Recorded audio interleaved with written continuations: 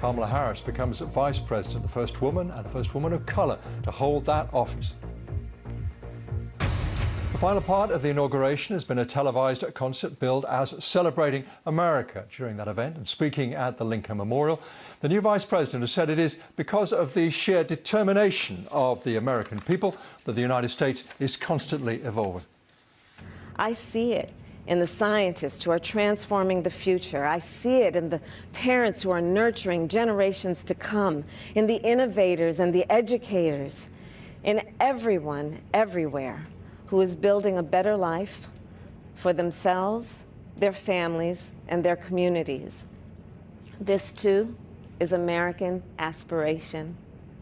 This is what President Joe Biden has called upon us to summon now.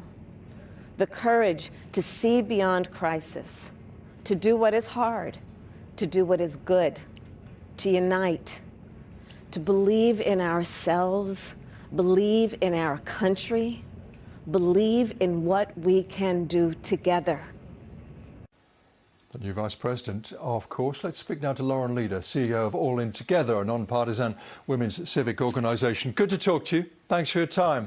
Quite a day for messaging and for actual real change. Indeed.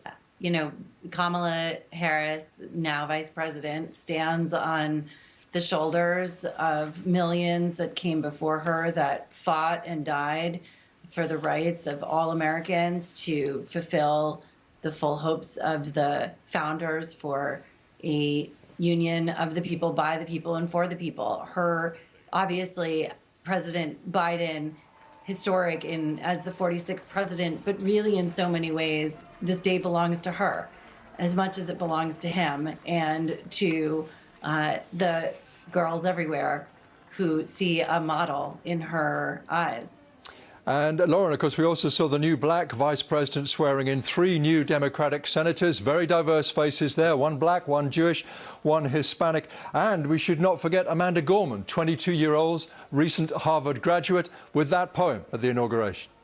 Impossible to forget. Amanda Gorman was one of the true highlights of the inauguration, an extraordinary commentary on our times, grace and grit and elegance, profoundly moving and an extraordinary debut into American life. And she says she's running for president, I think, in 2036.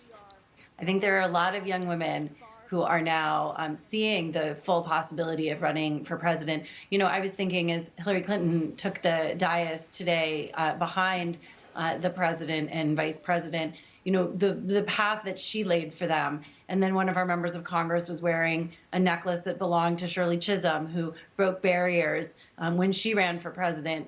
There are so many who came before that made it possible for us to be ready for this moment. And yet it still feels profound and extraordinary and world-changing. And yet, Lauren, if the polls are to be believed, the rise of more radical politics, more diverse faces, Black Lives Matter in particular, seems to be one of the things that scared a lot of people into voting for Mr. Trump, more people than voted for him in 2016. Should Mr. Biden, should Kamala Harris try to bridge that gap, or should they just press ahead with what they feel is right, or what the more radical wing of the party feels is right? They're clearly trying to unite people. I think there's a very clear red line, though, between white supremacists and those espousing hate, destruction, and nihilism who want to essentially destroy the foundations of our nation. Those are not people that you can bring together. They need to be dealt with. We need to have serious consequences for those who were behind the uprising against our nation's capital several weeks ago. But there are lots of Americans who are somewhere in between. It is, of course, an enormous task for him to try to bring the country together. He's going to try. And yes, there were 75 million people who voted for Trump. Keep in mind that more Americans voted in this election than any election in history. He had a very resolute and sound majority that he won with, both the Electoral College and the popular vote. I think he's going to walk a line. He is a centrist, and he always has been.